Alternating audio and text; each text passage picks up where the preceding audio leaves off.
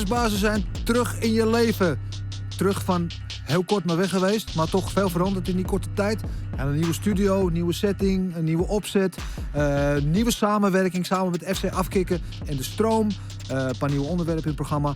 Maar oude vertrouwde gesprekken, oude vertrouwde podcast en mijn oude vertrouwde partner in crime. De enige echte voormalige remix wereldkampioen, Strikeforce wereldkampioen. De onovertroffen Marloes Coenen. Waar zou ik of je zijn zonder jou? Wauw, dit is de beste introductie die ik ooit heb gehad. Duizendmaal dank, Dennis. Oefening baart kunst, hè? Ja, wat fijn dat ik met je mee mag. Dat we dit gaan doen. Moet. Het is geen keuze. Moet. Ik kan het niet alleen. Nee, maar wat ik zeg, nieuwe studio. Ik vind het echt te gek. Ik weet niet wat jij ervan vindt. Ja, ik voel me echt gewoon helemaal in het logo. Props voor het logo. Ja, het logo natuurlijk van de enige echte Pencil Sensei. Volg deze man, die maakt al zijn artwork voor de studio. @Pencil Sensei op Instagram. En natuurlijk een goede bekende van jou. Hele goede. Ja, het is ook niet toevallig dat Pencil Sensei. Nee, maar zoek maar uit wie het is, dan kom je er wel achter de link. Ja. Nou, in ieder geval een seizoen vol nieuwe podcasts. We hebben veel zin in. Ik wil voordat we verder gaan even één momentje nemen om even iets te zeggen over iets vreselijks wat 2 weken geleden nu is gebeurd. Met een voor ons hele dierbare vechter en denk voor heel veel vechtsportfans ook. Robin van Roosmalen, betrokken geweest bij een heel ernstig auto-ongeluk. Zelf zwaar gewond in het ziekenhuis. Maar nog veel erger, zijn zusje zat bij hem in de auto. Melissa, en die is overleden. Natuurlijk heel tragisch en uit het leven gerukt. Robin ook bij ons 2 keer in de studio geweest voor Vechtersbazen. En ik denk dat ik ook voor jou spreek, Marloes. Als ik namens ons en namens de hele vechtsportwereld jou een hart onder de riem wil steken. En heel veel sterkte wil wensen. Want dit is echt koude rillingen. Ja, toch? Ja, ik was echt in shock toen ik het nieuws kreeg. Dat zoiets... Je zegt, het leven is kort, hè? Dingen kunnen snel veranderen, maar dit is zo niet eerlijk, zo unfair en zo extreem. Ik was even goed van slag. Ja, ik ook. Nogmaals, ik ken Robin denk ik al 20 jaar ongeveer. De halve wereld afgereisd, ook met Glory en weet ik veel wat nog meer. Dus het is iets meer dan gewoon een bekende alleen. En toen hoorde ik dit. Het was echt eventjes... ik ben echt even goed van slag geweest. Ja, en ook omdat het een fijn mens is. Je gunt het hem ook zo. En dat Bellator, de debuut ging dan niet door. En dus achteraf had hij helemaal geen corona, al die dingen. En dan nu dit. En we wensen hem echt het beste. En, waarvan acte Robin versterkte. Dan gaan we nu straks eventjes verder... in het Engels, want we gaan er altijd praten op natuurlijk dat we de Nederlandse vechtsport-podcast zijn. Maar de regel is er om af en toe gebroken te worden. En helemaal als je een gast van de statuur kan krijgen die we vandaag in de studio hebben.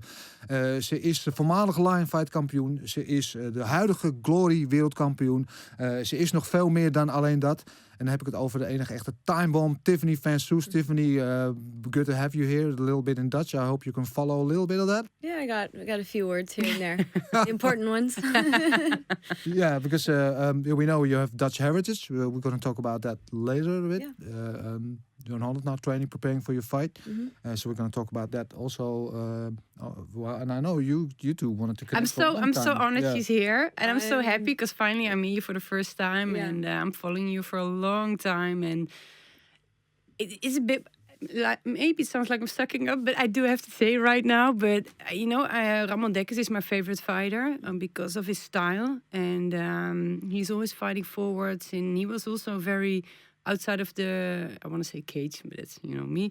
Outside of the ring, he was also a very humble person who helped other people. And I feel like you're kind of the female of my hero, the female version of my hero. That's a big compliment coming from somebody I've looked up to for so long. When I was first starting in kickboxing and Muay Thai, I watched you for a really long time and looked up to you. And so you were one of my heroes coming up. So to be here and to meet you finally, the little girl inside of me is like, oh my gosh, I'm so excited. Trying to be cool though. I'm totally not cool. But inside I'm like, Well, you see, Vechtersbazen, for all the important connections in life, we're making it happen right here. We're going to want to talk about that some more in a while as well. But first of all, in this new season, we're going to start each podcast with a series of questions. I want you to react real fast to them. Don't think about it too much. Okay. Just from the top of your head, what comes in your mind first. So, first of all, Muay Thai or kickboxing? Muay Thai. California or Bali? Bali. Surfing or fighting? Surfing. Anissa Maxson or Denise Kielholz? For what? First thing comes in mind. For what? I think that's a good answer. Yeah. Okay, we're definitely gonna come back to this one. Beer or sweet potato fries? Gosh. Don't Regular. think This is a bit, That's a tough one. it's a mean one doing your weight cut, huh? Yeah, no, I'm not struggling, no problem. So sweet potato fries, we'll keep it healthy for the weight cut. After the weight cut, we'll go regular fries. Okay. Yeah. World champion or world peace? World peace. Poetry or punching people in the face? Aren't they the same? Nice one. Knockout or lockdown? Knockout. Retire as a champion or continue as a warrior? Continue as warrior. Last one. Carbs or carbine? Carbs or carbine? Carbine. Carbine for sure. Those are great. Now let's get right back. Let's get right into that one, Carbine, because you're in Holland now, preparing for your fight this coming Saturday, Glory 77. You're going to defend your title against Alina Pereira. Yes. Big fight coming ahead, and you're in Holland already for a couple of weeks, right? Training with Lucien Carbin. Yes. Talk a little bit about that. Fight camp with Master Carbin. We showed up to Amsterdam just after Christmas and fully immersed myself in training camp and what that entails under Master Carbin's wing. So I'm living in the extra room that he has in his house that fighters stay in. The room is wallpapered with posters from old fights from 10 years ago, 20 years ago. Young Tyrone Spong, Alistair Overing, Jermaine Darandami. There's one from the 80s with Lucia Riker and Master Carbin on it. So just the vibe immediately upon, where I'm staying, where I'm sleeping. I wake up in the morning and like Tyrone Spong is staring at me, That's scary. Yeah, so... Yeah, I was wondering, like, how do you go to sleep then? What kind of vibe is that? Well, Lucien is very peaceful. He's always got the incense burning and candles, and we'll watch the football highlights at night. He was very into CNN and what's going on in the States with Donald Trump and all that. So we stay up to date on current affairs, and in between, during commercials, we talk about fighting, we talk about training a little bit. It's been absolutely wonderful to get to hear his stories of his training growing up and his life in Suriname and his little philosophies on life. And he's very deep, but the way he expresses himself is very simple.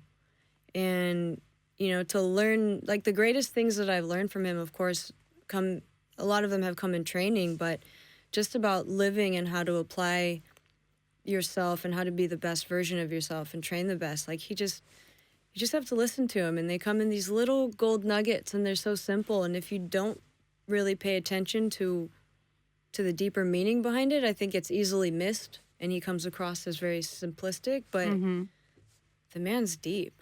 Like, he's like your modern day, like, Yoda or Mr. Miyagi, or they base these characters in kung fu and karate movies off of real people, and Lucien he's one of those masters for real. So living in his house with him and just being under his guidance and being around his energy and it's fully immersed myself in that martial artist lifestyle. And it's just the sensei and the student. I wake up in the morning and go for my run. It's really like the Karate Kid. It really is. It's like the Karate Kid, but I feel like me coming to the cold, it's like Rocky IV. But then there was the next Karate Kid with Hilary Swank, so the girl version. So it was like a combination of those, I think, but the Amsterdam and kickboxing version. Yeah. Yeah, but Yeah, he's got the water, the canal out back, and he feeds the ducks every morning and the birds, and he tells me about all the different birds, and this one they eat like this, and this one watches here, and oh, this is the little one, and like he's very connected to nature, and he just pays attention to his surroundings, and he's very in tune with everything, and being you know, living with that energy and absorbing that and learning that, it's created a very peaceful and stoic and focused environment. But I mean, we still laugh. He wakes up and there's music playing, whether it's classical piano music or, you know, his songs that he likes to get down to. You know, he wakes up and he sings, and just being around that and how well he takes care of his fighters. I mean, he cooks and he cleans and like, it makes you just want to be the best that you actually, like, that you absolutely can be, not just for yourself, but for him also, because he cares so much. You know, it makes you care even more. And I don't want to let him down. Yeah. You know, I don't want to let myself down, but I definitely don't want to let him down, because he's put so much time and energy and effort into me, not even just the training, but outside of it as well. And I feel like is it the first time that a trainer does that for you? Yeah, like completely from top to bottom. Yes, this is the first time. Yeah. That training with Carbin, because we both trained with Carbin, so we know how great of a probably one of the best trainers there is if it comes down to kickboxing or Muay Thai. Like you mentioned, created a lot of these champions, but those are all guys that he built actually from the beginning. And I know a lot of fighters moving in to Carbin at the later stage of the career having trouble to adjust to that specific style, because it's so atypical from all the other styles, and I've seen a lot of fighters fail at that. So I was wondering, how was that for you, and how did you figure out this was the right style to add to yours? I felt like the style that I had to begin with, I was never really a purist in anything. I have my roots and my background in traditional karate and point fighting, and I started to learn Muay Thai with that, but I was already incorporating some of the tactics and philosophies of karate fighting, but with the techniques of Muay Thai. So there was already a blend there. I grew up playing football, soccer my whole life. So the athleticism and some of the philosophies and movements with that, I kind of threw in and mixed in. It's also your great footwork. Does it come from soccer, you think, or is it more karate based? I think it's a little bit of everything. Yeah. Your dancing? My dancing, that's new. I mean, I've always liked to dance, but I've actually started trying to learn it more from people who know what they're doing. And I still can't do it very well, but I enjoy it very, very much. And that's all that matters to me. Exactly. Yeah. Well, I've seen you dance. I know you got better moves than me. That might not mean anything. But that doesn't say that much. No, exactly. I said it myself. You don't have to kick me in the head when I'm already down. You haven't seen me dancing yet. Only when I'm drunk. But no. Little liquid courage, get you moving. Yeah. Woo! Yeah. Yeah. Yeah, but you also been outside of fighting. You've been doing so much, because a lot of fighters there. So, yeah, especially during their career in like a tunnel vision, is training, eating, sleeping, and you've been doing so much more outside of it. Like you're writing poetry is one of those things, and you're surfing. And how come you had so broad interest that not just limited to the fight game? Attention deficit disorder. ADD. Yeah, my brain is just, I don't know if it's just a love for so many different things, or it's just, I don't ever get bored, because when I'm focused on something, that is the one thing I'm 100% focused on. But then if my focus switches to something else, then I'm 100% focused on that. But even more so, if that thing that I'm focusing on, it brings me some sort of like joy or pleasure, then even more so. Or if I find some type of connection to myself or something greater than myself through that, or it helps me express myself, then I become obsessed and I want to do it more and more. And of course, if I get feedback for it that's positive, then that only encourages it. Like if I tell a stupid joke and you laugh at me, I'm probably going to tell a few more stupid jokes because I got you going. But yeah, it's always been like that. With surfing, I started very young. I've always felt a connection to the ocean and just I love being in the ocean. I love how surfing feels. I love the challenge of it. I love the fluidity of it. I love how it's empowering, but it's also humbling when you need it. Just to be in nature and with such a great force like the ocean. What's the connection between fighting and surfing for you? It's never, ever the same. No wave is ever the same, except for the wave pools that they're making now. But when you're in the ocean, the idea is the same, the concept's the same, but the details are all different, like a fight. The idea is the same, to go in, to do this, to do that, but the same punches aren't going to be thrown in the same order by the same opponent. The same opponent isn't going to move the same way from the same direction or set everything up the same way. Just as the ocean, the wave can be coming from a certain spot, might be a little bigger, might be a little smaller. You might have to make this adjustment. It might close out here, so you might have to turn here. So I think you have to be very agile mentally and physically to make those adjustments, but you also have to be very, very present in the moment to be aware of those changes and those details. And when you're very, very present and you're comfortable with those changes, then it goes on a deeper level where you can actually enjoy the moment or learn something from the moment in live time. But yeah, the same thing with how it humbles you and also empowers you. The same with training and with fighting. Some days you're the nail and some days you're the hammer. On those days that you're the nail, you're like, oof, got humbled a little bit today. I'm not as bad as I think I am. And some days you go in there and pretty bad. It's good to be the nail sometimes. Yeah, you learn. I think you learn more from being the nail than you do from being the hammer. You feel it more, that's for sure. Mm-hmm. Yeah. Yeah. So that is a little bit more to the now, but in this whole pandemic and lockdown and everything, at least in this side of the pond, training's been hard. Gyms have been closed, everything. So sparring is more difficult. Mm-hmm. So also harder to be the nail. Yeah, that's true. How's that been for you? In the States, in California, the lockdown, the gyms are allowed to be open, but at limited capacity or outside with specific modifications. So getting my work in there, getting training with actual partners and sparring and stuff. There was one gym at the boxing club I was able to do that at. Otherwise, I was training in my friend's garage. My girls, Nikki and Heather and Kelly, they set up their garage and turned it into a little dojo. And so we would train there. My strength and conditioning gym, because it was private, it fell through a loophole of something, so they were able to remain open. So I was able to do my conditioning work there. So, and of course, training outside is always an option. Training in the park, training at the beach, running, doing my fitness and stuff outside. So training in California, it was more limited, but doable. It was doable. And whereas coming here, the lockdowns and the restrictions have been more strict. So with Lucien, we've been training at his house outside on the heavy bag or in the living room, hitting pads. And then in the evenings... How is hitting pads with him? It's...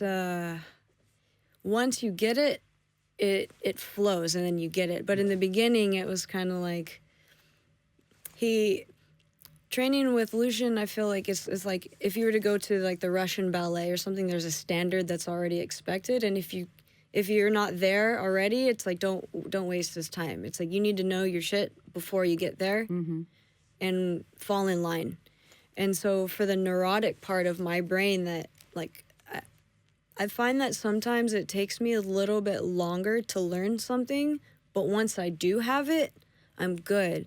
So there is that in-between period where I feel this massive anxiety and pressure on myself because it takes me a little bit longer to learn. He'll show me 1 or 2 times, do this, this, and this. And I watch every detail as close as I can and try to figure it out and then do it without him having to just show me again and again. Because at some point he's just going to be never mind, it doesn't work for you, we're not doing it.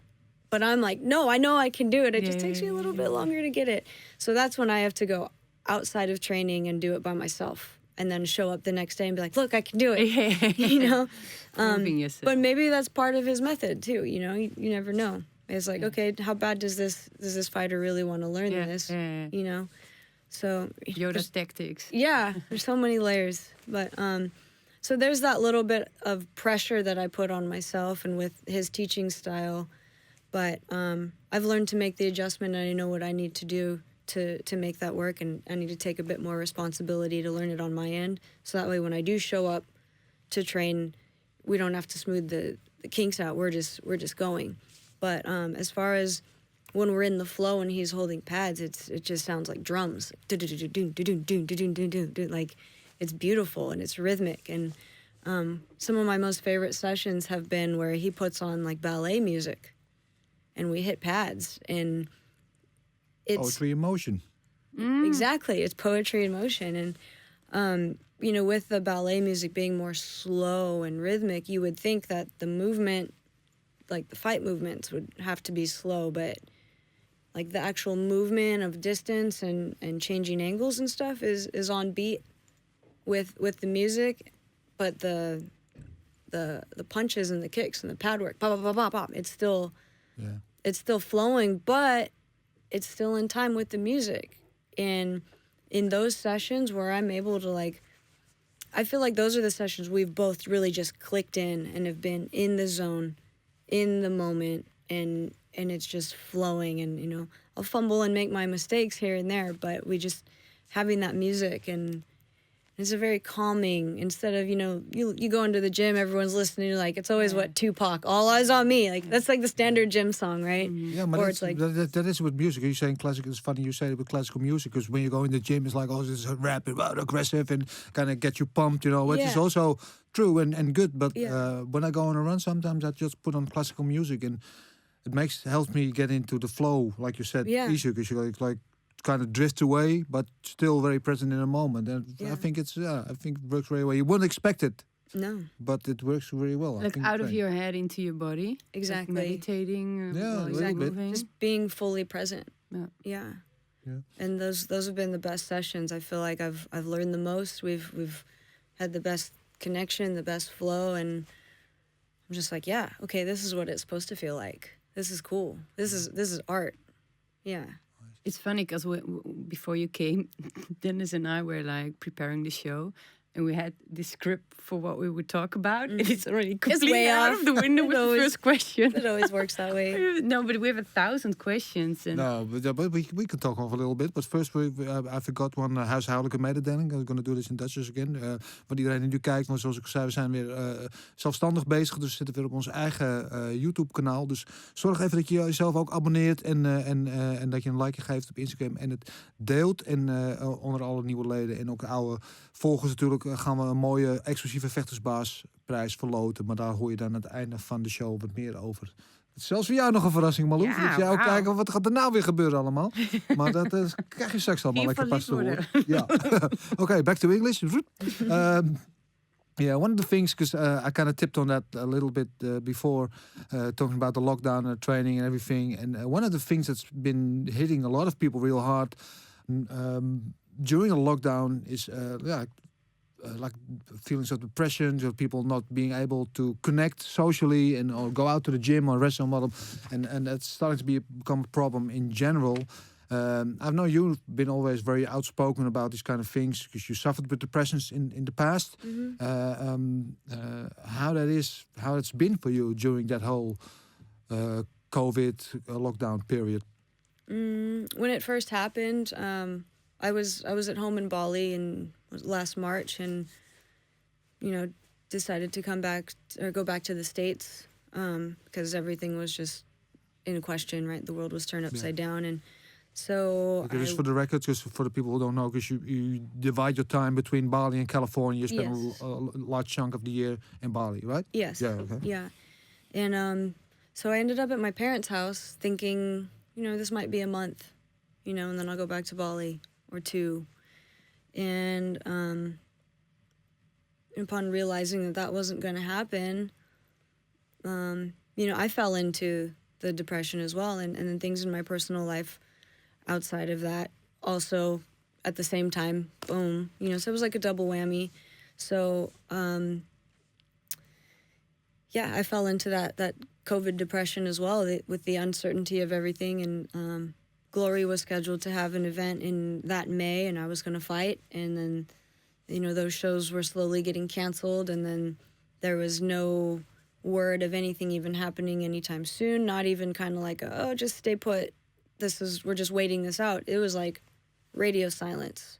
So on top of, you know, just the first time of everyone being locked down and being uncertain of everything, and then having all of these liberties taken away from us, like training or just being able to socialize or go out, you know, that started to compact things. And then with my own emotional distress I was going through from my personal life, you know, that was beginning to impact me. And then the uncertainty of, am I even going to have a job? Am I even going to be able to fight again?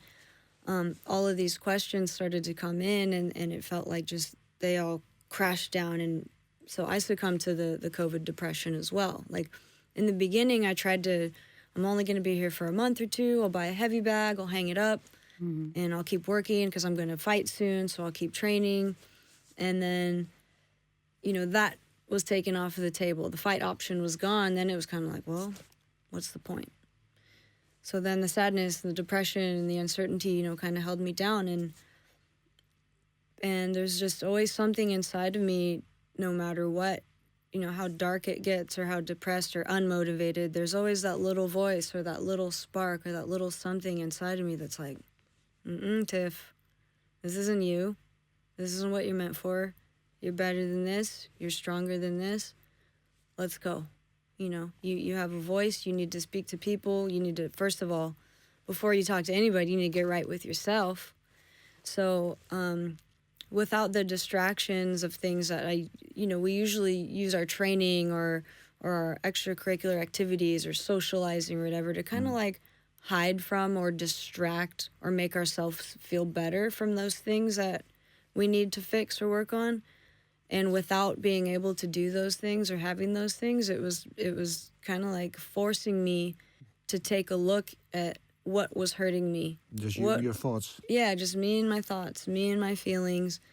And, you know, to really look at my life of where it is and where it's at and the relationships I have and how I am with people and my family and my friends and things like that. And, okay, this needs work, this needs work, this needs work, this hurts, that hurts, you know, and just, you know, so... The moment that you look into that mirror of yourself, how does it feel?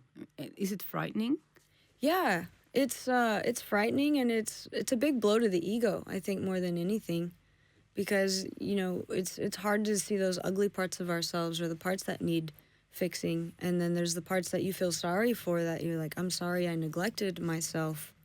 You know, like, I don't deserve that. And that's admitting that you were wrong to yourself is hard, too. Most of it is all ego. You know, our ego is supposed to protect us, but it becomes our biggest enemy also because it prevents us from seeing the things that we need to fix, because it's so hard to see those things sometimes. Yeah, I totally agree with you. And on the other hand, I have this little philosophy what I would like you to respond to, is that I think that fighters need a big ego.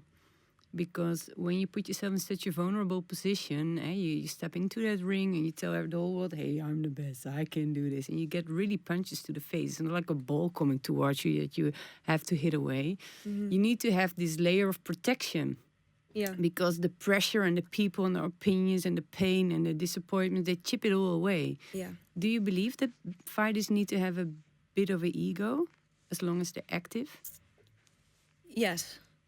But you need to be careful of it, because if it gets too out of control, that's when you end up getting hurt, when you really get hurt. I mean, the ego's purpose is to protect us and our identity, and to, you know, to assert itself and show us that, hey, we are somebody and we matter.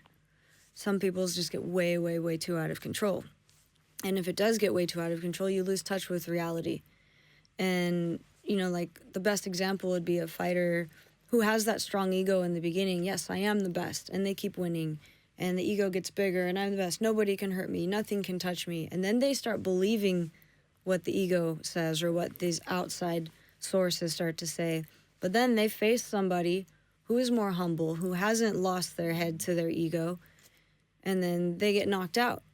And then because they believe these fabrications in this fairy tale that the ego makes up, when reality hits, they've been living in this fantasy world this whole time. Reality hits, and now they don't know who they are or what they are, and their whole life becomes like a spiral downward into this, oh my gosh. And it's because they believed a fictional character that was made up by something outside of themselves.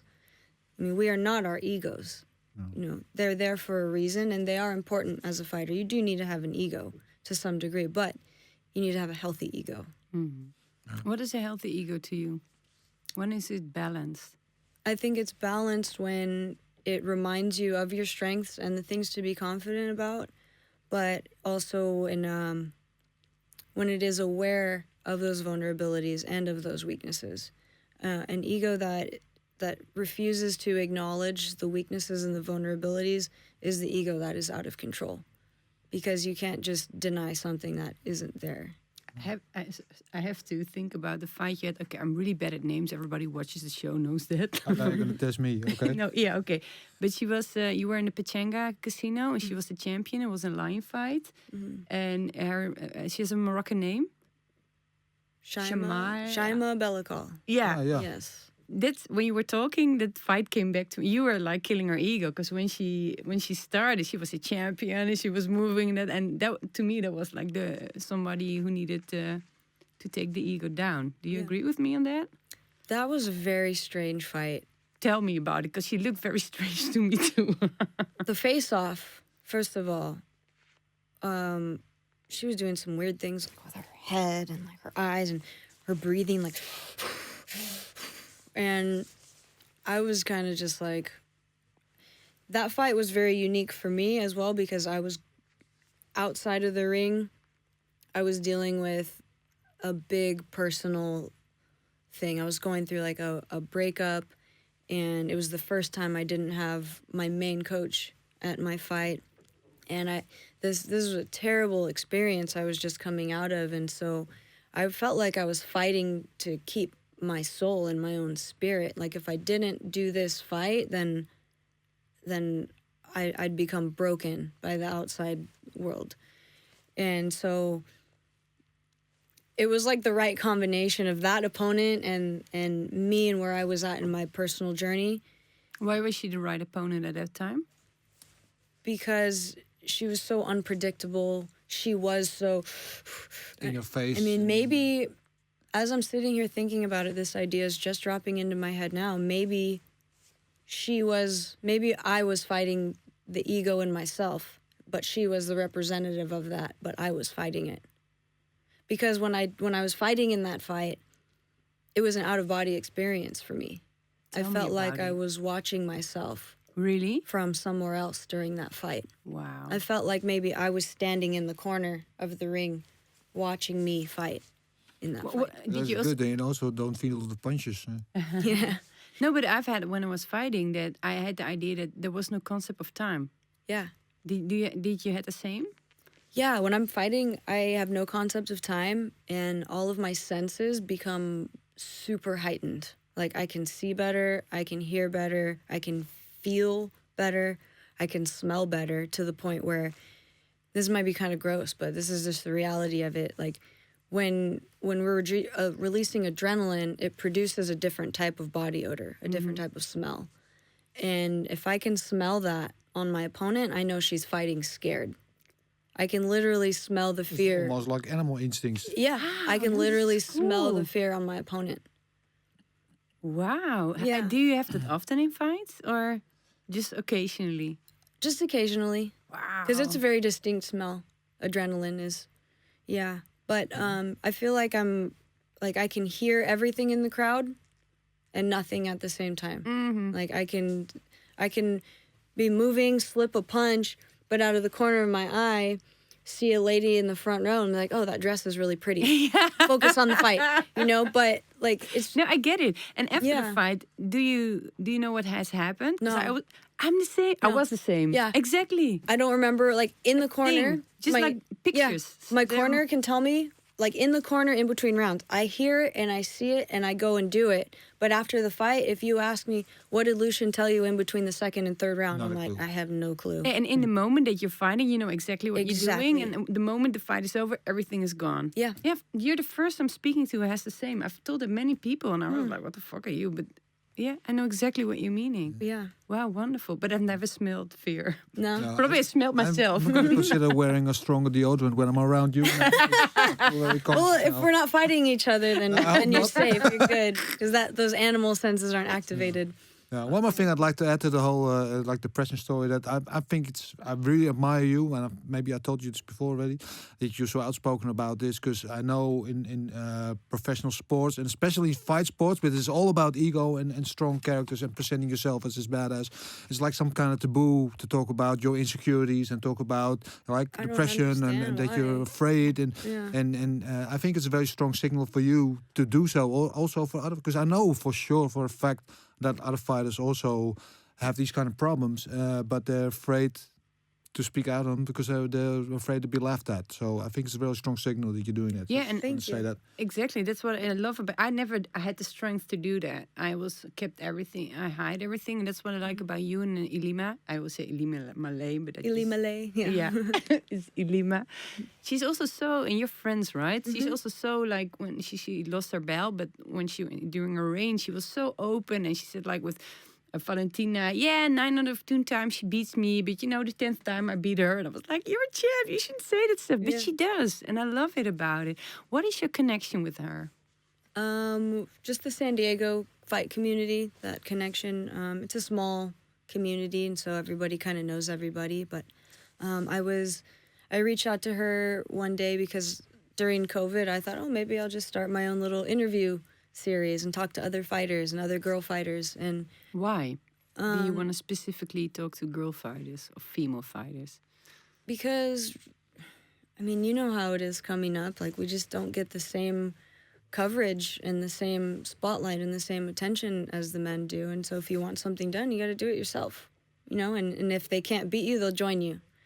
So I've always liked Alima's energy, and I've respected her as a fighter. And again, like as a person, because she's so open and honest, and she's a strong woman who stands up for her culture, for other women, and she's out there doing her thing. And so I wanted to talk to her more about that. And we'd never trained together really before that. And then she invited me to come train at her house, and we did some strength and conditioning together and another interview. And she does this underwater training that I've always wanted to do.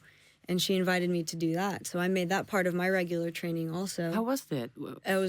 It was everything I wanted it and needed it to be, and kind of... Yeah, you posted pictures of that on your Instagram also. That looked awesome. What happened? Can you tell the viewers or the listeners how does it work, the training? It's called Deep End Fitness, and it helps...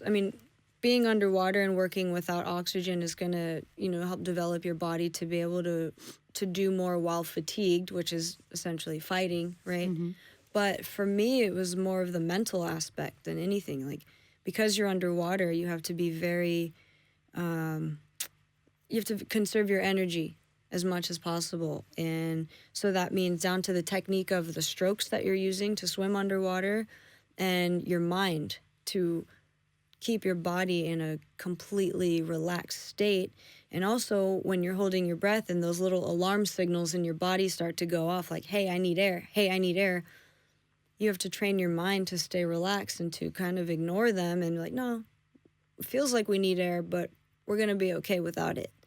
And so again, it's slowing down the mind. It's completely relaxing the body, and then working in these kind of extreme situations, but still being able to remain calm.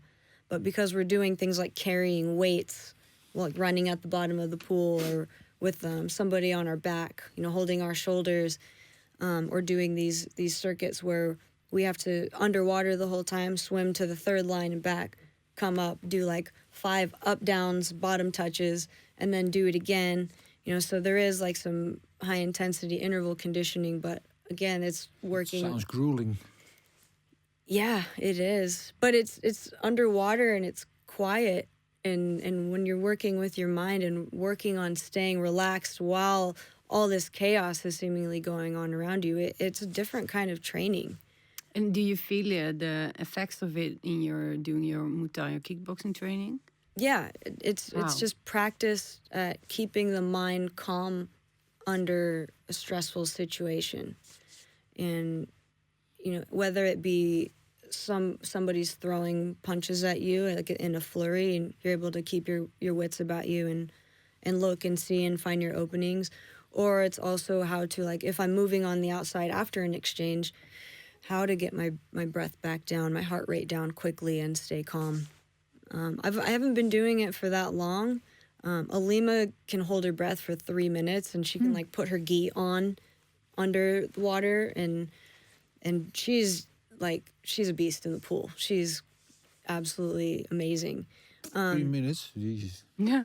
Yeah, I'll be dead for 3 minutes. Yeah, I had my longest breath hold was 209 was my longest one, and I came up and I cried as soon as I came up. The emotion just from hitting a landmark like that and being able to, like, hey, I did it, you know, because it seems impossible. And when you're underwater and you're hitting like a minute 30, a minute 45, and you feel your chest like, and everything in you is like, you need air, but it's like you overcome something great within yourself, and it's like, I don't know, I'm a big baby. I cry all the time. Good, bad, happy, sad, I'm crying. I like crying. I think it's great.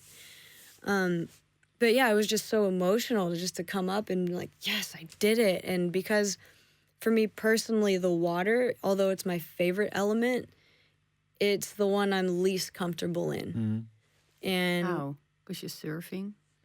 Yeah, I mean, for being a surfer, you'd think I'm more comfortable in the water, and I'm not. And that's part of the reason why I wanted to do the underwater training. Was I knew it was going to help me with fighting, but I really wanted it to help with my surfing, to give me more confidence in the water so I can surf bigger waves. And I felt like I just overcame a huge obstacle, like I finally made a dent, and like, okay, I can do this, and I'm starting to see the benefits and realize what I am capable of. And so it was powerful. Again, you know, water, the element of water bringing this. A special breathing technique that you use for controlling your breath underwater? Or? We do, I forgot what it's called, upper regulation something. Before we go in, we do a series of deep breaths in and out, and then hold our breath and do push-ups and let it out, and then breathe more, hold our breath, do some more push-ups, let it out, to kind of warm up stretching the lungs. Yeah. But basically it's just take as deep as breath as you can and hold it and relax. Yeah. And then when you come up, it's in through the nose, slow out through the mouth, and until your heartbeat regulates. Did you ever hit a landmark like that during your normal training, doing Muay Thai or kickboxing? As far as like a breath hold like that? No, that you had to cry, sorry. Oh, yeah, ask my coaches. I cry all the time. Yeah. And when is it after you had a very long mid-session and that you just went into yourself and something hit and opened and whoosh, there you were crying, or after a punch? I've had it during like strength and conditioning sessions where I'm like mid-exercise, like we're doing like high intensity conditioning rounds, and I'm just fatigue, I think, brings the emotion out. And it's not that I have to stop because I'm crying. It's like I'm going to keep crying while I'm doing this just because it's coming out. Something is being released. And it's not good. It's not bad. It's just happening. And my coach Nia has been my strength and conditioning coach for like over 5 years. And we've had this ongoing bet where it's anytime I cry during a session, I have to bring him coffee for the next one. Coffee ook. Yeah. So he gets free coffee every day?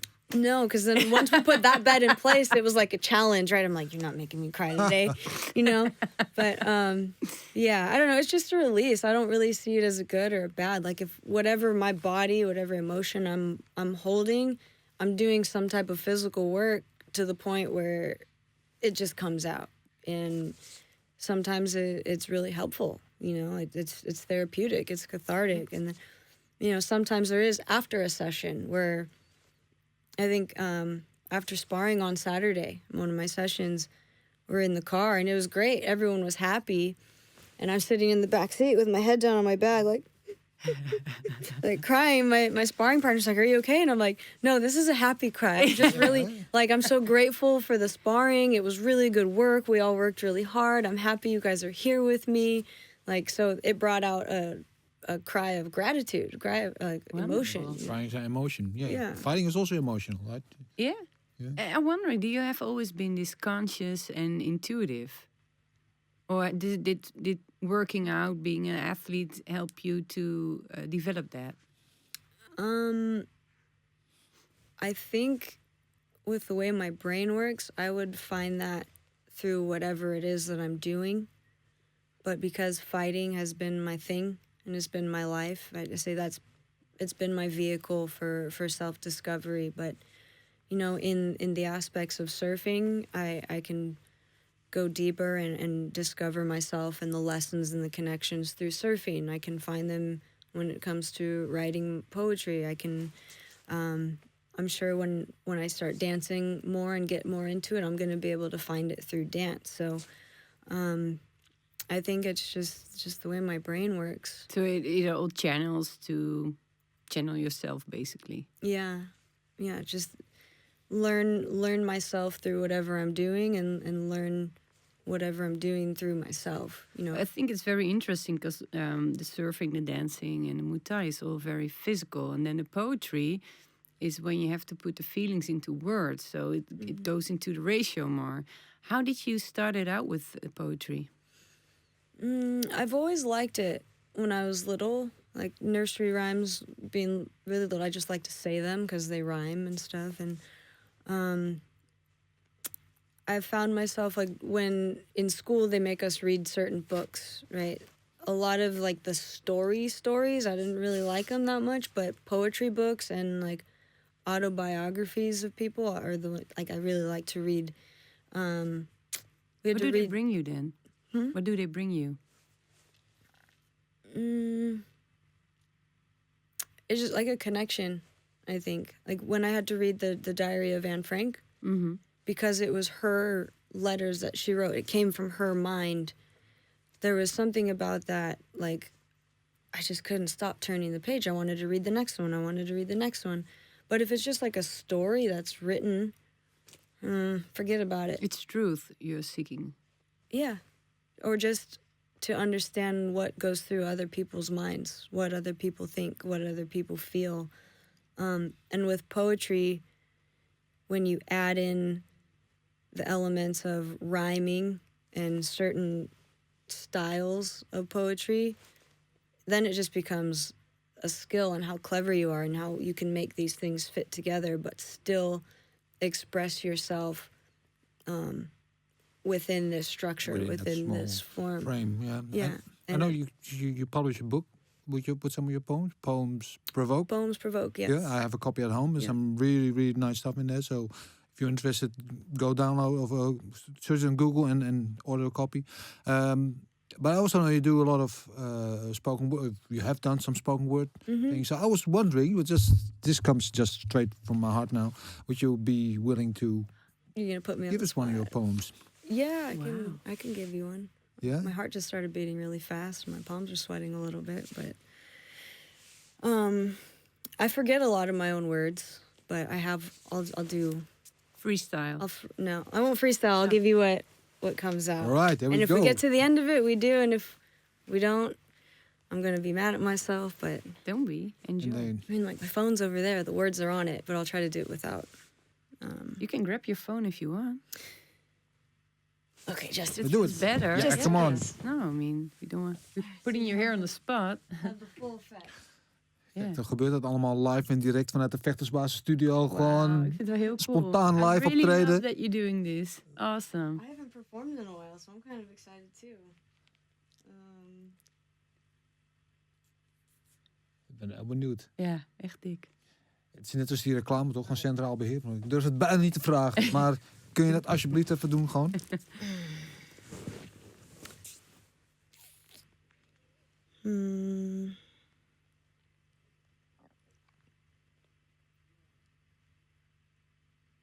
I don't know which one I should do now. Here we go. Okay. Fragility is fleeting.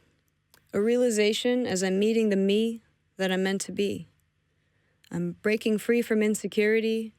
Wake up the sleeping purest me. Eyes now open to the world I see. I'm not held down by what I used to be, and not held back by thoughts I used to think.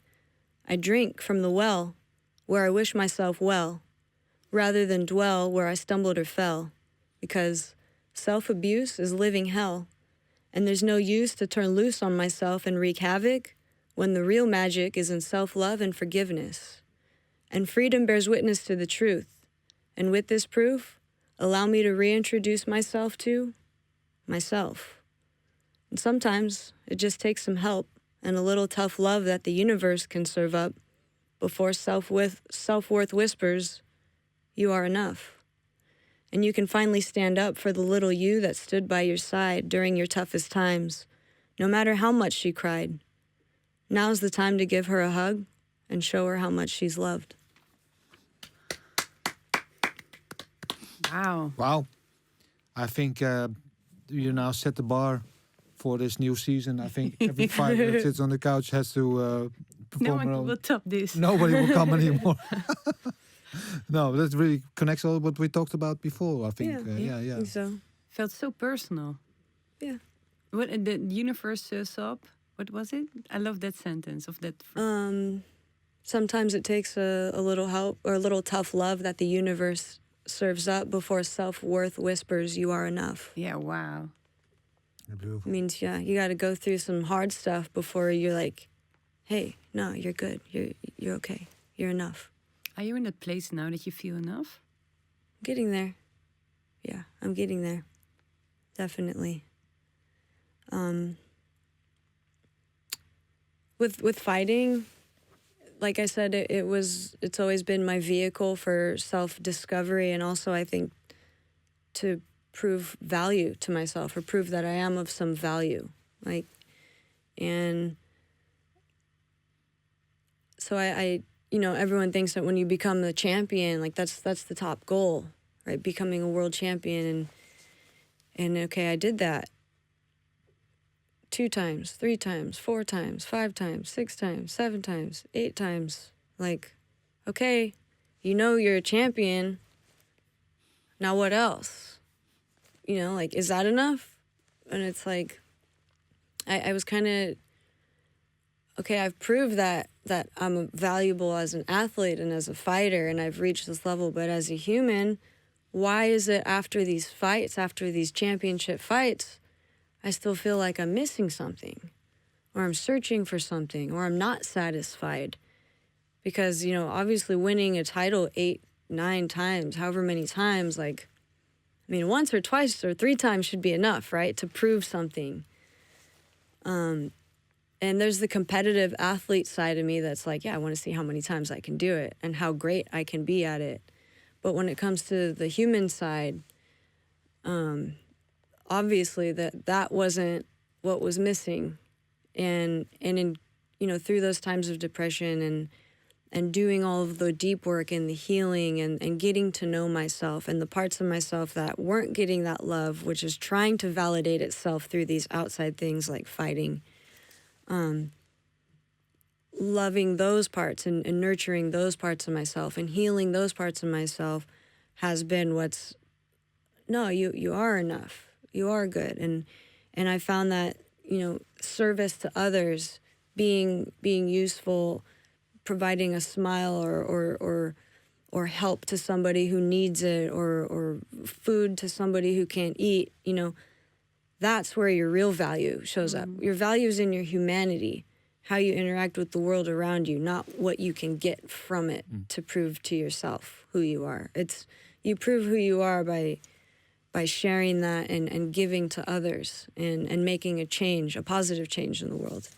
And I think the more that I'm learning and accepting and healing those parts of myself and then doing that, the more settled I'm becoming within myself and loving of myself for things outside of fighting. Because I think with fighters and other athletes, somewhere down the road, we attach our identity to who we are and what we've accomplished. And when it's all over, you're just somebody like, okay, who am I and what do I do now that I'm not fighting or whatever sport or whatever. What is my worth? What is my worth? How am I, what am I contributing to society, to the world, if I can't do the thing that I've been doing? And that's when a lot of people lose themselves and they go down a dark path. And so I think it's important to know who you are outside of that, what you can contribute to the world without the thing that you think makes you you. And you'll realize that, no, it's really just your own beating heart and the air in your lungs and the good thoughts that you think and the good deeds that you do that make you a good person. And so for me now, of course, I'm still one of the baddest girls on the planet, you know, in boxing gloves. You put me in a ring for kickboxing. I'm not going to deny that. And people often mistake my confidence for cockiness, but I'm also very vulnerable and will tell you how insecure I am.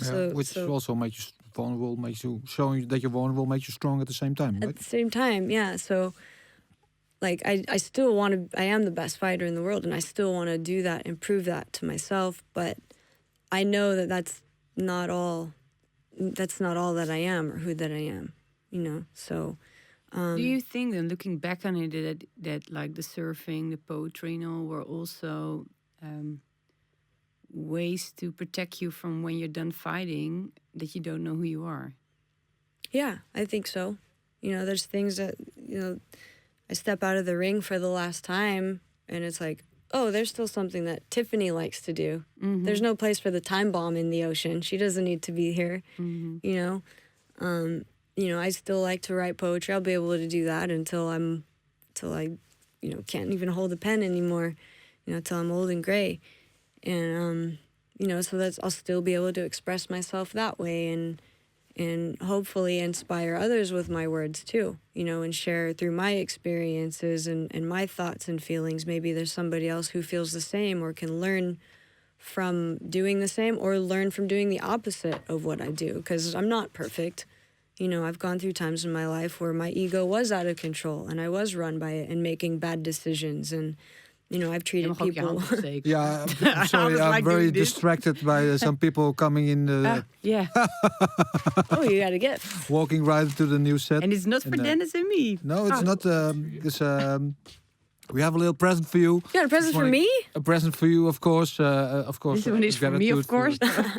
Having you in our studio as our first guest, of course, in these new surroundings, and we're happy for you. And it's something that I hope you appreciate. Oh, thank you. Here you go. Can I open it now? Of course. Hell that's yeah. Okay.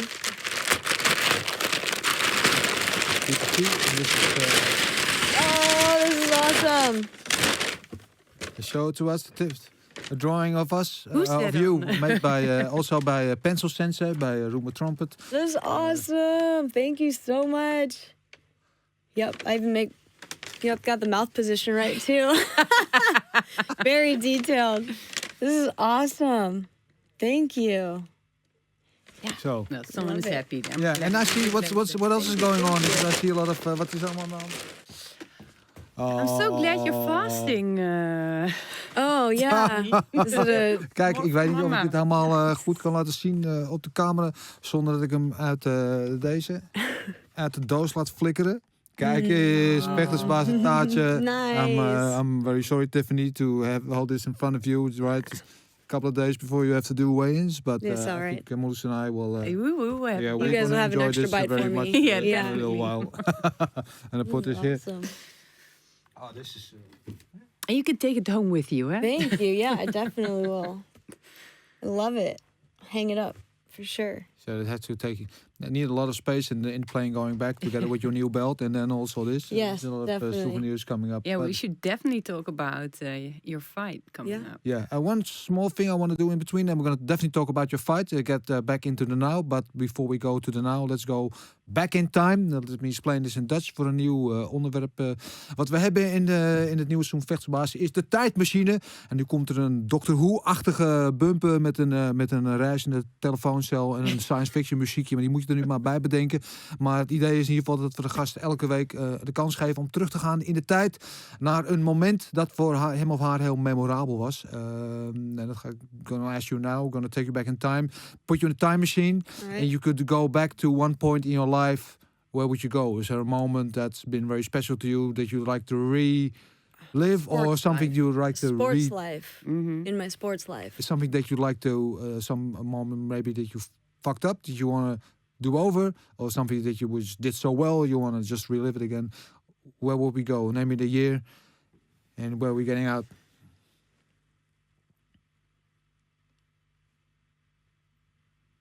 I don't know, like that competitive side of me is like, you know, avenge any loss that I've ever had. You know, that's the ego, like, screaming at me. Is it the Denise Kielholz fight, maybe? The last Let's talk about that one. Let's pick that one. We'll go back to the Denise Kielholz fight. New school, and was it 2013, 14? 2013 or 14. It was actually my first time here to Holland. So I was so stoked that I finally got to come to Holland and to fight. And like 15 or 20 of my family members, most of them that I hadn't even met before, came to watch. It was in Groningen. Did I say that terribly? No. Okay, No. good. So they all came for the fight, and it was my first time in Holland, and I fought for the Infusion World title. And this was when Infusion still had the throws allowed. The judo throws. Yeah, and I knew that Denise was a judo black belt. I don't think she wanted to fight in full Muay Thai rules, so I said, okay, I'll come to Infusion and I'll fight in your rules. And I did train I didn't train any judo for that fight. I was like, I'm not going to be able to learn judo in this long, so I just practiced not getting taken down. And she did use her judo throws a few times, and I felt like I kind of defended, but eventually I ended up on the ground. It was just a good fight. Really, really good fight. I feel like, you know, for being a little girl out of America coming over to Holland to fight their champion, I put on a really good fight. It was really close if you don't count the scoring of the throws. I think she'll agree that I caught her a couple good times. She caught me a couple good times. The fifth round, she hit me with a spinning back fist and it sat me down. It was the only time I've ever had an 8 count in a fight. And in that moment, I knew if it was close, when that happened, I'm like, okay, she definitely won that fight. Yeah. You know, there's just no... You were talking afterwards. You got hit in the face and you were like, no, I'm good. Because it looked to me a little bit, you were out of balance as well. Or yeah. Am I wrong? It wasn't, I don't think it was clean. I think we were just backing up after an exchange and she threw it and caught me. But I do remember the next day, she caught me, I think, on this side, but the next day it hurt on this side. Yeah. So it was one of those, like, Weird those thing. zingers, you know? But there was, I think, and correct me if I'm wrong, there was no love lost between you and Denise at the time. Was a little bit of right now, nothing like that? No, not that I know of. I never had any problems with her. Okay, no, well, maybe I made that up in my mind then. Yeah. But have you followed her career since? Yeah, a little bit. I know she went into Bellator, and then she was doing MMA. And You've been doing MMA as well, right? I tried it a little bit. Yeah, I did. I had 2 fights with Invicta, and MMA is hard. And to cut that, I fought at 115. What's that, like 52? And to cut way more weight and to train way harder and to go through that and make way less money, I was like, nah. No, bye-bye. see you. Bye. Sorry. Made my mind up. Yeah. Okay. Yeah. And if there's we just ask you about go back to your sports life. Mm-hmm. What would you do over if you go to your human life, so to speak? As far as what? In your time machine. What would you want to change, do over? I don't want to change anything because then I wouldn't be the Tiffany that I'm sitting right in front of you in this very moment with these thoughts and these feelings and these emotions, because everything I've experienced in my life has shaped me and molded me and created me into who I am right now. And if one little thing went one little way differently, this moment wouldn't even be happening right now. So, I mean, of course, the ego says, oh, man, I wish I did this better. I should have did that better. But, even from the worst experiences, I think we have our greatest lessons. No matter how difficult or painful or embarrassing or shameful they are, they're needed to shape us into who we become. I like that answer. Yeah, I like it. Yeah? A lot. Okay, let's talk about your fight now. Because after all, the reason why you're here in Holland, you got a fight coming up. Got a fight coming up. This coming Finally. Saturday. Yeah. Glory 77. I think I'm, as a fan, very excited for this event. Because 3 world title fights. We got the Pereira Vakitov, Doembe Groenhart at last. And of course, your own fight against Alina Pereira. So the sister of Pereira is fighting in the light heavyweight title bout.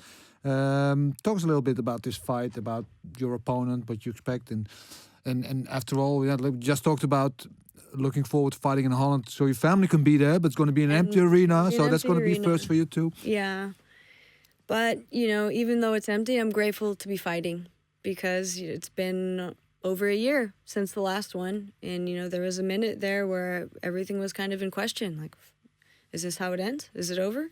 Is there no more fighting? So really happy to be able to fight again, to train again. I know Alina is hungry. I know she's really, really tough. I know she's training hard. Yeah, and also must be hungry because she's very tall, so I'm sure she cuts a lot of weight. So she must be very...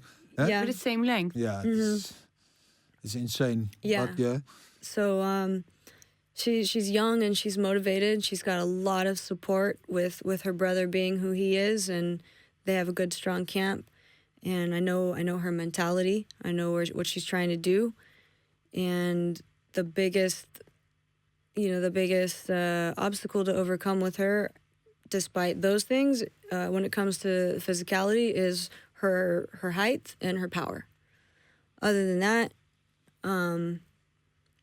it just comes down to who's the better fighter, mentally, emotionally, tactfully.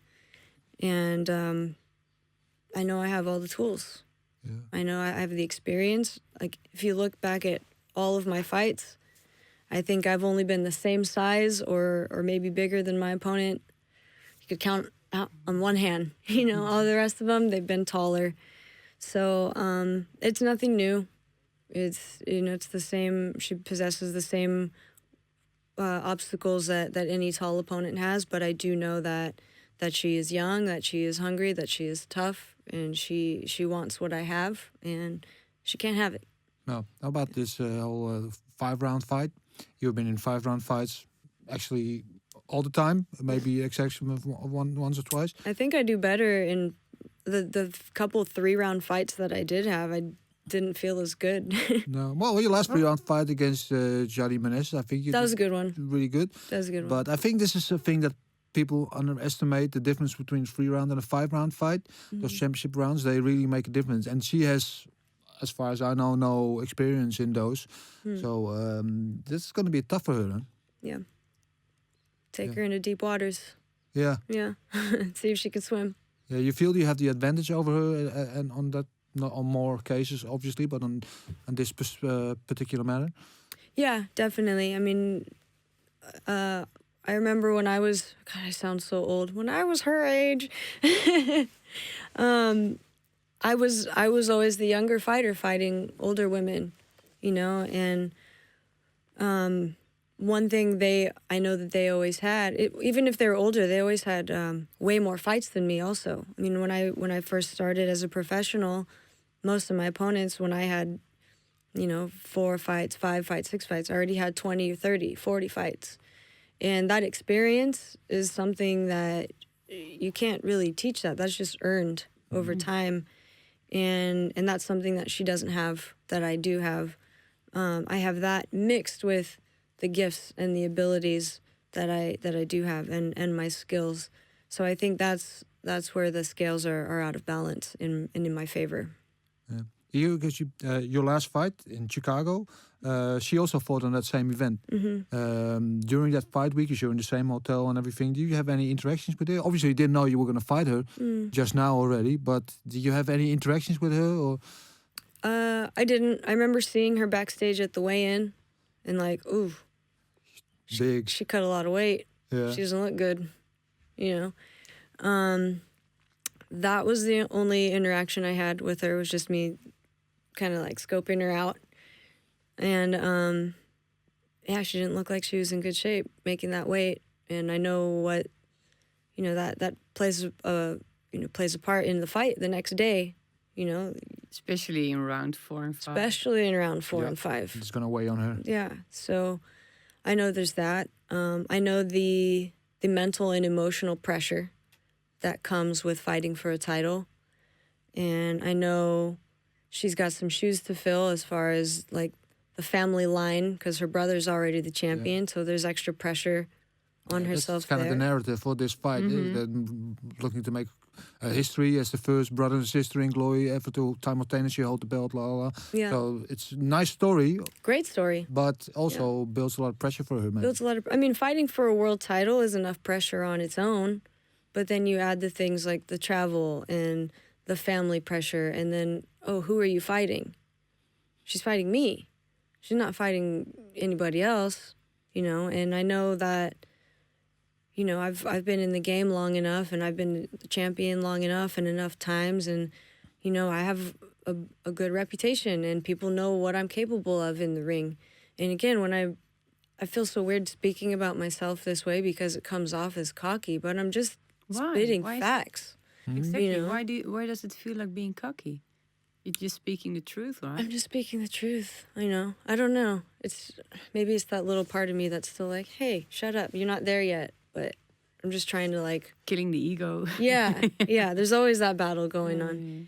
You know, but I think any fighter who's preparing to fight me is like, I brought in a sparring partner from the States who's tall. I think taller than Alina on purpose. You know, like what she's able to do and her reach and length, I can find.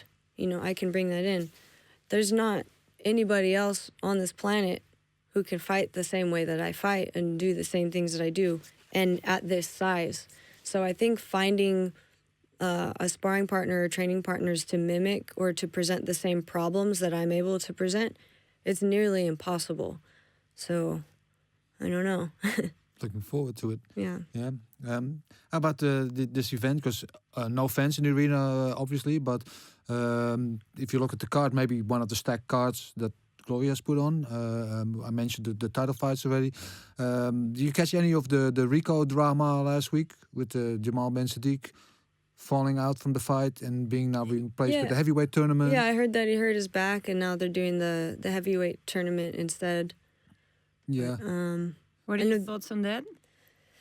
I'm just happy that they're able to save the show, because, you know, you hear something like that, and with how things are just so quick to be canceled with COVID and everything, you're kind of like, you hear one little thing, you're like, oh, no, it's canceled, you know? Yeah. So the fact that they were able to actually find some other fighters who are fit and ready to fight step in and save the show, that's big. Yeah. You got any predictions? We keep putting you on the spot today, don't we? I will put you on the spot as well. Oh, can't wait. The Tiffany. Shit. No, I haven't really been paying attention, to be honest. I've just been really focused on my own fight. Yeah. Yeah. Well, what are your thoughts on it? Any predictions? For the tournament? Yeah. Well, I think it's very interesting because on one side you have Levi Richters, who just won a tournament just 1 month ago. It was his Glory debut, so a very strong debut, coming in and winning a tournament, 2 fights in one night. And now, barely a month later, he's back in the tournament again while he was not training, because he thought, of course, after his last tournament, he was having some free time. So he got back in the gym, and I'm very curious to see where he stands and how, if he can good fighting rhythm, though. Yeah, good fighting rhythm. But maybe the focus is gone, so is that good? Is that not? That could work both ways. Against Tariq Kababis, who is an absolute beast, monster, then nicknamed the Tank for a reason. And but also his first Glory fight, so how is he going to do? A lot of expectations here. And I know they have a height difference between them as well, because Tariq is like short and stocky and Levi is real tall, so that's interesting how they're going to deal. And on the other side you have Hesse and Rico. And Rico, of course, has been now the champion for almost 8 years. So no denying that he's an elite fighter, and nobody's been able to stop, and he has been in full preparation for fighting Jamal, which was going to be a very tough fight for him. So I know he's going to be at the best of his abilities, and then fighting Hesty, who was training, of course, he's always training, but not preparing for a fight. So on 10 days' notice, that could be a factor for him. Why would Hesty to take that fight? Because he's been calling for this fight for over a year. Yeah, but with no preparation. With no preparation, yeah. So. But the chance, when the train stops at your station, you have to get in, otherwise the train leaves again. So he's been shouting for this fight for a year, and then he gets the opportunity. If he says no, the opportunity might not present himself again. So did you do the same? Yeah. You grab it and. Sometimes you have to just jump in. Sometimes you just gotta go. Fighters fight. Yeah, exactly. And I know one thing from Hesty. He will fight till death follows. He will, because now all the odds maybe look in Rico's favor, but he will not give it away for free. So it's going to be interesting. And I like this. There's a little bit of bad blood between them. They had the row last year after the second Butter Rico fight, when they was yelling at each other at the press conference and blah blah. And last week they had like an online press conference, and they were also Rico. It was there's some tension between them. So yes, I like bad blood. Yeah, it brings a little bit of it up. Yeah. brings a little bit of extra to that fight. So man, I'm excited for the tournament, excited for your fight, excited for the other two. Because talk about bad blood, Doumbé and Groenhart, they have a lot of bad blood. And this is a fight that's been postponed, I think, like 6 times already. Yeah. 6? That many times? Wow. They were supposed to fight each other October 2019, and then Doumbé was injured. Then that got postponed to March, and then the fight got cancelled because of Corona. And then it was booked 2 times again. It was cancelled again twice because of Corona. Then the last time Myrtle was injured, and now it's finally here. So this fight's really been so. One more week. Let's hope nothing happens this week. Yeah. And then I just hope it's going to be as good as we expect. Because a lot of time you had all this build up and this tension, and the fight goes. Hey. No, I don't think that's going to happen with these guys. So no. Let's go to Mount Rushmore. Mount Fightmore, I should say. I'm going to explain this in Dutch again. Weer een nieuw onderwerp hier. We zien het al in beeld verschijnen. Vrij vertaald naar Mount Rushmore, waar natuurlijk de 4 founding fathers van Amerika afgebeeld zijn. Hebben wij ons eigen Mount Fightmore gecreëerd. Met wat volgens Marloes en mij de 4 onze founding fathers zijn in de vechtsport. En daar hebben we er allebei 2 van mogen uitkiezen. En dat zijn er eigenlijk veel te weinig. Ja. We hadden er wel allebei wel 20 willen noemen. Maar Marloes, ik zou zeggen, ik noem jou 2 en waarom, om te beginnen. Ja, Nederlands en Engels? Nou, doe maar in Nederlands. Sorry, ik vond eigenlijk dat er een vrouw tussen moest. Alleen, Ramon Dekkers is natuurlijk gewoon mijn held. Dus dat is gewoon discussie over mogelijk, die moet erop. En de ander is Bruce Lee. En dat is eigenlijk omdat ik vooral heel erg hoor van anderen hoe fan ze van hem zijn. Zoals Roemer, mijn partner, die is begonnen met taekwondo omdat hij Bruce Lee zag. Maar ook bijvoorbeeld Scott Coker, de CEO van Bellator, die heeft Bruce Lee als zijn grote held. En hij zegt ook van, Bruce Lee was een martial artist. En dat is een verschil tussen natuurlijk of je een vechter bent. Hè, iemand gewoon bam in het gezicht beukt en er verder niet zo heel erg over nadenkt. Of dat je een martial artist bent. En ik denk toch dat hij een basis en een fundament heeft gelegd. Waardoor hij verdient dat hij daar moet staan. Ja, waar. Wie is niet opgegroeid met Bruce Lee films? Of je nou van vechtsport houdt of niet, iedereen is daarmee op. Van onze generatie zeker. Ja, en wat Tiffany zei over Lucien, over als je ook leest de boeken die hij heeft, over Jeet Kune Do. En ik ben nu bezig met een boek van zijn dochter, waar ze ook vertelt over zijn filosofie. Het gaat zo diep. Het gaat zo diep. Ze zegt, dus die man moet erop. Ja. Ja, jij, Dennis? Ja, dan de mijne. Ja, wat ik zeg, het was eigenlijk onmogelijk om te kiezen.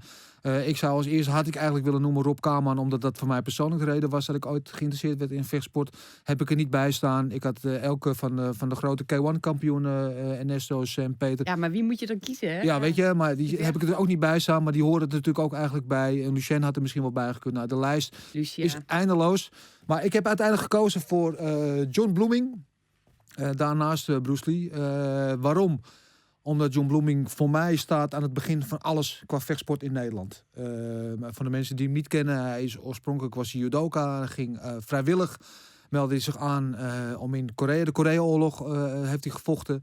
Belandde daarna in Japan en kwam toen in aanraking met Kyokushin karate. Heeft zich daarin verdiept. Mocht als eerste westerling dat buiten Japan gaan lesgeven, gaan uitdragen. Dat heeft hij toen mee naar Nederland gebracht.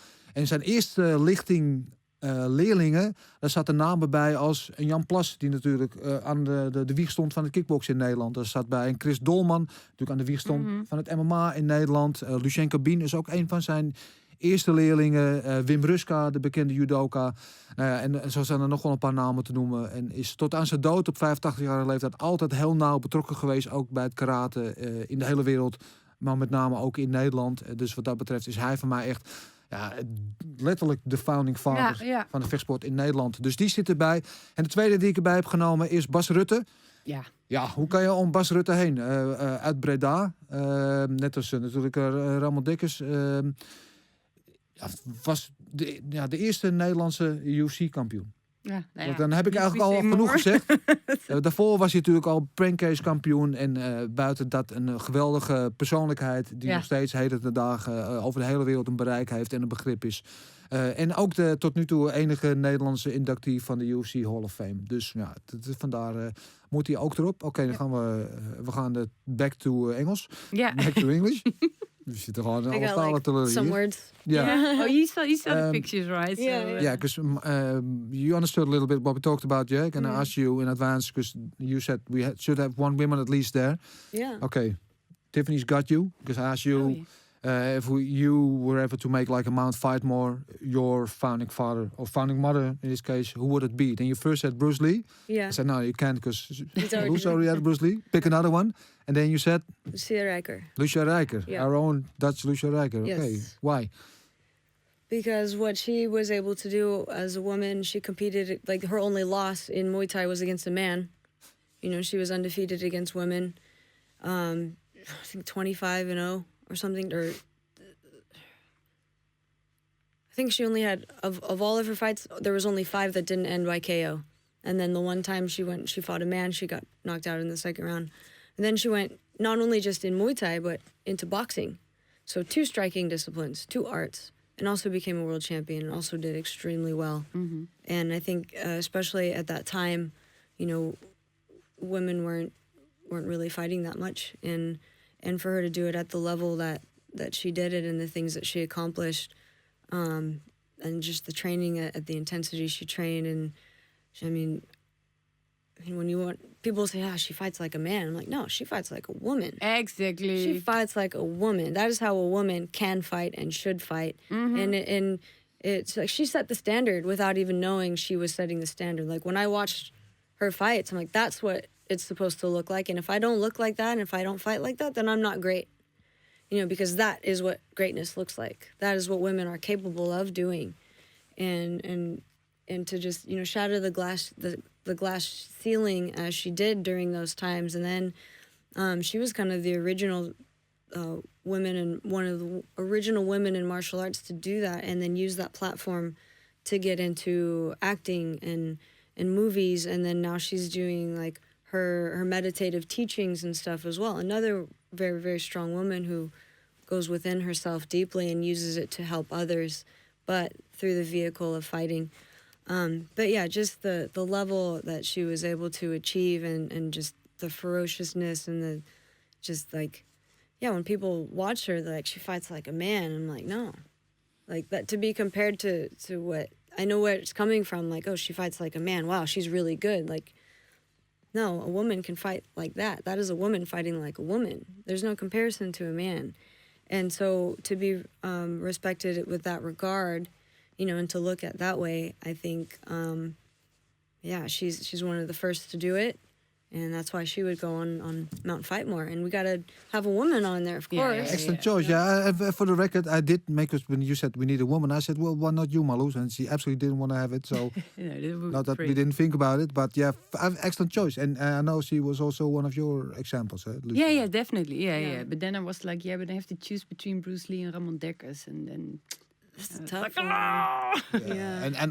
And outstanding career and outstanding role model, all that. And really not only for women, but for me, growing up as a fight fan also, and I remember you had that role in $1 Million Babies. Was basically the female version of Ivan Drago and Rocky IV. Yeah. I was crying I wasn't crying. I was sobbing when I wasn't watching it at home. So everybody. That's a heavy one. That's a tearjerker. It is, yeah. It stays with you for days in your body. It's powerful. Yeah. You touched it a few times. I'm very curious. How was it for you? This road that you've been traveling as a woman in this male-dominated sport. Hasn't been easy. Not easy at all. And I know because of the times and the amount of women that have been starting to train and compete, it's gotten a lot better. I know from when I was an amateur and watching you fight from the beginning and like in Strikeforce and on the shows you were fighting, maybe you were the only females on the card, or every like 2 or 3 months, then there would be some females on the card. But now, like with the UFC and ONE FC, like every fight, there's at least 2 or 3 women on the card. So where it has, things have gotten better is that more women are competing. And now it's just about getting the same fair treatment and the same pay as the men. There are some things, you know how the industry, like Hollywood and entertainment, the whole sex sells thing, right? That's been pushed on to female athletes as well, and in the fight industry. And early in my career, I was, led to believe that was the way that I needed to be successful or to gain notice. And so there were like bikini photo shoots and things like that, and I thought that's what I needed to do. But it really, inside of me, it didn't. Wrong. Yeah, I'm like, this doesn't feel right. I don't know. Yeah, I look pretty. That's cool, but I'm a fighter. That's not. That's not what I'm trying to do. Or should you go the extra mile where men don't have to do that? Yeah, exactly. Like, yeah, you don't see all the men like, oh, we're gonna do butt shots, calendar shots, butt shots, shirtless shots. I mean, some of them do because I like it, but it's almost expected of women. Like, you have to do more to get more than what you're contracted to do. Like, I'm contracted to put on gloves and get in the ring and fight somebody. That should be what my compensation is determined by. My skills and my ability. I show up, I do my job, and I do it well. It shouldn't matter what I look like. It shouldn't matter what I wear. It shouldn't matter what I say. Like if I go in there and I fight and I do it well and I hold up I make weight, I do my interviews. I don't misrepresent myself. I don't misrepresent my family or anything else. I'm respectable. I get in the ring. I fight well. I fight hard. That's what I should be getting paid for. And what I'm getting paid should be the exact same as the men who are doing the exact same thing, period. Do you still feel that pressure? The pressure to... going the extra female mile? Sometimes, but I think in my own mind and outwardly, I've made it very clear that this is who I am and this is how I represent myself. Anything beyond that, don't even ask. And if it is asked of me, then it's just very polite and respectable. No, this is what I'm willing to do and this is what I'm not willing to do. And do you do that for yourself, or also in mind the younger generation of girls that you want to inspire, for instance? I do it for myself. I do it for the self, my past self that didn't know better, that did, fall victim to that and succumb to that. I do it to make it up to her. I do it for myself now, and yes, I do it for the future generations. And of course, when I have kids and grandkids one day, I don't want them to be like, Grandma or Mom, what was that? And then I'll have to explain, well, the industry and blah, blah, blah, blah, blah. Mm-hmm. The less that I have to do that, the better. And the more that, there's the argument of being free and being able to express yourself how you want. And if, and that's fine. You have to live with your choices and your decisions, later down the road. But when it comes to women being athletes. You know, they're in the sport and in the industry to be athletes, not to be sex symbols, not to be sold as anything else other than amazing women doing amazing things, not looking a certain way, not having to do anything extra. It should be, you made a great point. You don't see the men like, oh, hey, let's do this and this and this extra. Like if they do, it's like a bonus, or it's like they get to do this. Or it's almost like, hey, you're already successful in the ring. Now let's make you successful outside of the ring. Let's put you in a nice suit. Let's do that. For the women, it's like, hey, if you want to get in the ring, hold on, we need to see you in a bikini first. We need to do this. Oh, and now they're going to want to see you in the ring. It's like almost reversed, you know, and it's not right. No, it's not right. It looked like Serena Williams, and you had the Russian girl. She got caught for using stuff. Long Sharapova? Yeah. She always lost from Serena Williams, but she made like, I don't know how much more money in commercials in comparison to Serena Williams. And yet Anna Kournikova, even longer. She never won a Grand Slam, but she made millions. Yeah. And I believe we're still in that world. Well, very much so. Very much so. And I think also it's very important that it's a choice. If somebody, it's quite a complex conversation, I think. How do you, because you said it also a bit, like freedom of expression. Yeah, you've got your sexuality, and you want to be male, you want to be female, or whatever. And there's also like, I think, I don't know if it's a Bellator fighter, PFL fighter, who's also a drag. He's fighting in a cage, but he's from Mexico, and he's also doing drag. Do I say word that right? Like a transgender. No, he's not transgender. He's really like a drag queen. Yeah. RuPaul.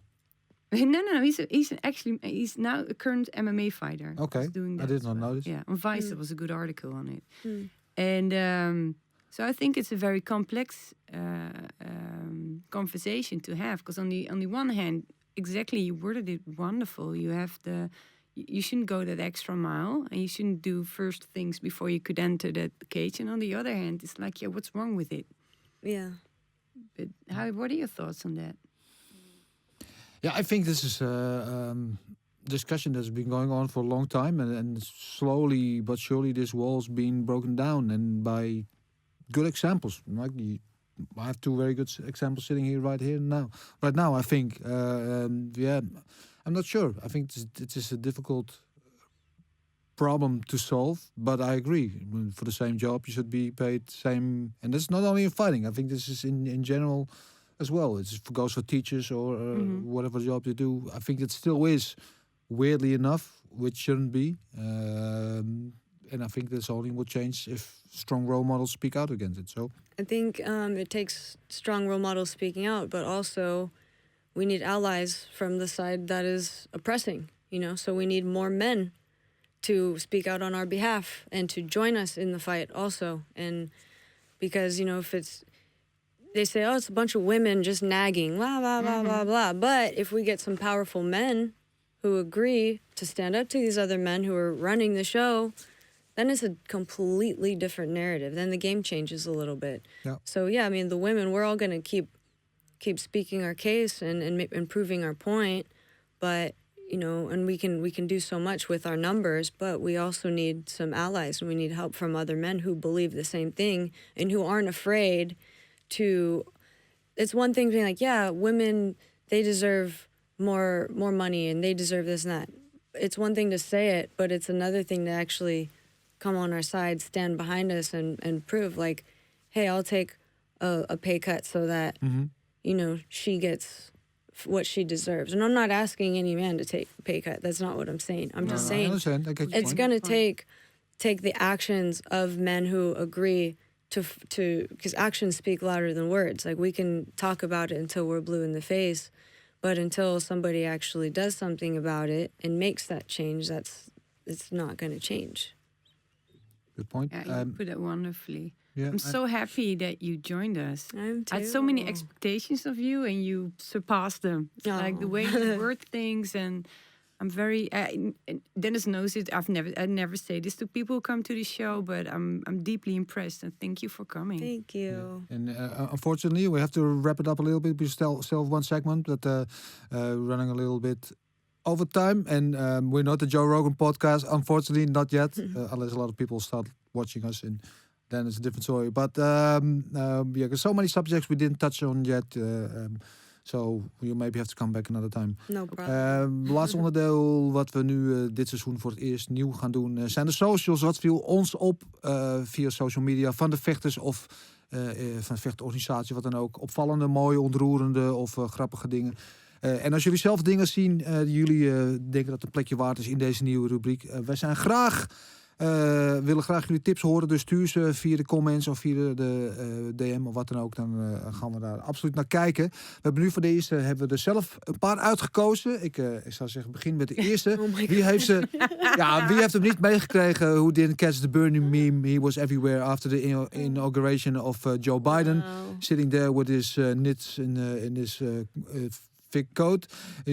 I've seen him in every single position imaginable in every situation, but I think this is one of the funniest. Brilliant. Seeing him, choking somebody out. I think this Conor must appeal to you, Marloes. Somebody. Somebody. Bernie is our hero now. Also in the MMA cage, because we have a second one of Bernie. We go to the second one. Actually, this is my best. Yeah, this is a good one. Yeah, right. Oh, that looks painful. Bernie is a mean motherfucker. He's got a mean arm He bar. will fucking break your arm. Yeah. Careful with Bernie. He may be old, but he's mean. Okay, next one. What was the next one? Oh yeah, Mitch the farmer Kuipers. He needs a special mention. And following as well. Even het Nederlands Mitch, de farmer, wel een Engelse bijnaam. Kickboxer, voormalig MMA-vechter, na zware blessure overgestapt naar het kickboksen. Ook nog zeker iemand om een keer mee te praten hier. Ja. Die biedt zichzelf nu aan als therapeut. De mensen die in de lockdown zitten, misschien waar we het ook over gehad hebben, een beetje met depressie en een zwaar gemoed te kampen hebben. Hij is gratis tot jullie beschikking om met jullie te praten en een beetje moed in te praten als Mitch de farmer / therapeut Kuipers. Dus geef hem een follow en als je hem nodig hebt, maak dan ook gebruik van hem. Want ja, echt applaus. All around good guy, Mitch de farmer. En dan hebben we er nog eentje en dat is Rico Verhoeven, fighting on the same card as you this Saturday. I was wondering, because I think maybe one of your most memorable nights as a fighter, he was also fighting on the cards. Yeah, when I won the Glory-titel in Germany. Oberhausen. Yes. Yeah. Became the first ever Glory female First champion. ever Glory women's champion. There we go. So connection with Rico. And what do you do? I don't have my glasses. I can't really read it. Anyway, it's a motivation. You got to go work them, stay up Dankjewel. later, wake up earlier, surround yourself with people that have the same mindset, and you're damn right, I'm surrounded with a group of winners. Yeah, and surround yourself with the people. You see him in the picture with Peter Fury, the famous boxing coach, uncle of Tyson Fury. And Peter Fury's been in Rico's camp for quite some time, for a couple of years, for the big fights. He only have big fights. Comes over and helps Rico with his boxing. And before, when Peter and Tyson Fury were working together, Tyson Fury would also come and work with Rico. So I think that's a cool picture, cool thing to close things up. So, like I said before already, I'll say it again. Tiffany, thank you very much for coming and being our first guest in the new reboot of Vechtersbazen podcast in our new studio. And we wish you the best of luck, of course, for this Saturday, for your fight, but for everything you do, your future endeavors. And hopefully we see you back another time when you're back in Holland again. Thank you. En voor jullie allemaal, ik zei het aan het begin van de uitzending, we gaan nog een mooie Vechtersbazenprijs weggeven. Dus nogmaals, zorg dat je je abonneert op onze YouTube-pagina, dat je een like geeft op onze Instagram-pagina, dat je ons volgt en dat je het deelt, dat je deze video deelt. En we gaan onder alle mensen die zich tot ons komen, gaan we een hele mooie exclusieve, deze heeft nog niemand, zelfs ik heb hem nog niet, echte Vechtersbazen hoodie gaan we... Die wil ik ook hebben. Ja, weggeven. Ja, nou, ik zou zeggen, ben je al geabonneerd? Ja, dat gaat ja, nu wel. Ja, oké. Nou, hebben we weer een likeje erbij. Nou, dit was Vechtersbazen voor deze. Volgende week zijn we weer terug in deze mooie nieuwe studio. Ik zeg tot de volgende Vechtersbazen. Bedankt. Oei.